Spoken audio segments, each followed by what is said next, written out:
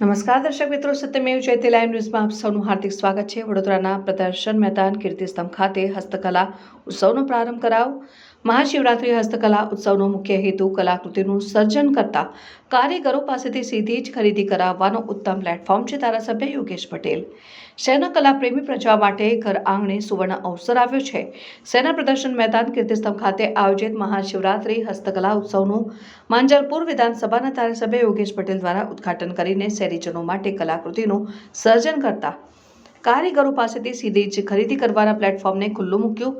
તારીખ 2 માર્ચ સુધી ચાલનારા આ ઉત્સવનું મહાશિવરાત્રી પર્વને ધ્યાનમાં રાખીને આયોજન કરવામાં આવ્યું છે। આ મહાશિવરાત્રી હસ્તકલા ઉત્સવમાં રાજ્યના વિવિધ વિસ્તારના હાથશાળ હસ્તકલા, માટીકામ, ચર્મોદ્યોગ અને કુટીર ઉદ્યોગના 100 જેટલા કારીગરો અને EDII હસ્તકલા સેતુ યોજનાના 50, ગુજરાત રાજ્ય ખાદી ગ્રામોદ્યોગ બોર્ડના 50, ગુજરાત રાજ્ય હાથશાળ અને હસ્તકલા વિકાસ નિગમ લિમિટેડના 50 જેટલા વ્યક્તિગત કારીગર સંસ્થાઓએ ભાગ લીધો છે।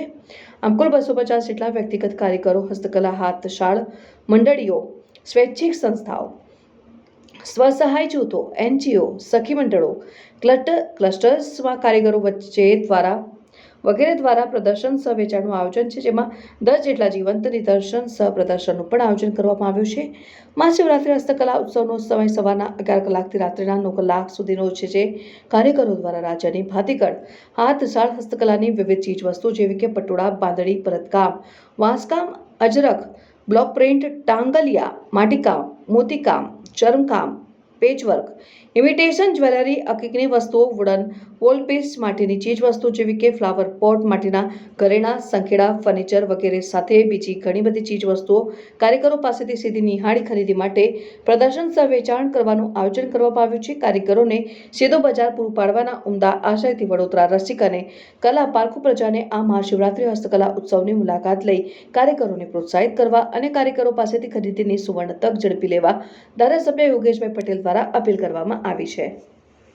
1 અને 2 માં દેશના વડાપ્રધાન અને તત્કાલીન મુખ્યમંત્રી ગુજરાતના નરેન્દ્રભાઈ મોદી જ્યારે ગુજરાતનું સુકાન સંભાળ્યું ત્યારે નાના માણસને એ કોઈ ઉદ્યોગ હોય, નાનો ઉદ્યોગ હોય, આ બધાને રોજીરોટી મળે, એમનો ધંધો વધારે વિકસે એવી હસ્તકલાની જે બી વસ્તુઓ હતી એને રાજ્યમાં તેમજ દેશમાં અલગ અલગ ઠેકાને આવા બેડા યોજીને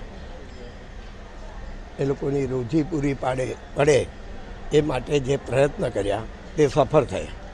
આજે તમે જુઓ છો કે સરકારનું ઇન્ડેક્સ ડિપાર્ટમેન્ટ છે એ દર વર્ષે અનેક આવા ઉત્સવો ઉજવે છે।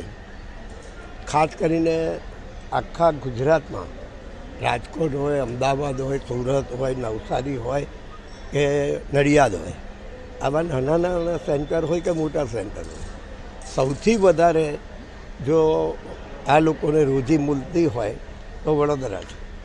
ગઈ વખતે પણ વડોદરામાં 5.5 કરોડ જેટલો એ લોકોને વકરો થયેલો। વડોદરામાં પણ શિવજી જ્યારે શિવજીની આપણે સવારી નીકળે છે, આ 26 તારીખે નીકળવાની છે, તે નિમિત્તે પણ આજે અહીં આગળ પ્રદર્શન મેદાન પર આ મેળો 175 જેટલા સ્ટોલો બનાવ્યા છે અને દેશમાંથી અનેક રાજ્ય, શ્રીનગર, આપણે કાશ્મીર હોય કે કર્ણાટક હોય કે બેંગ્લોર હોય, આવી અનેક જગ્યાએથી અહીં આગળ ખાસ કરીને અમદાવાદના, ગુજરાતના બધા સ્ટોલો લાગેલા છે ને અહીં એમને સારી એવી રકમ મળશે, કારણ કે આ વડોદરા શહેર એક ઉત્સવ નગરી છે આ શહેરમાં અને કલા નગરી છે। અહીં જે પણ સ્ટોલો જે બી વિવિધ પ્રકારના સ્ટોલો લાગ્યા છે એનું ખૂબ વેચાણ થાય એવી ભગવાન શિવજીને પ્રાર્થના કરું।